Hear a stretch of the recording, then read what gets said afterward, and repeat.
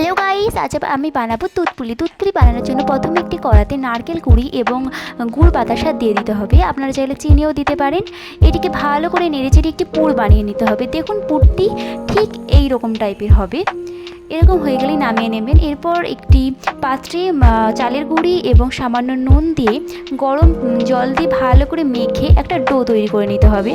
এই ডো থেকে কিছুটা নিয়ে একটি গোল বাটির মতো শেপ দিয়ে ছোট্ট চান্দির বাটির মতো তারপরে এই পুরটি দিয়ে এই পুর পিঠে তৈরি করে নিতে হবে।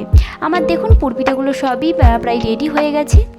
এরপর একটি পাত্রে আধা লিটার দুধ দিতে হবে। দুধের সাথে এলাইচি এবং 3টে সাদা বাতাসা দিয়ে ভালো করে নেড়ে চেড়ে এটিকে ফুটতে দিতে হবে।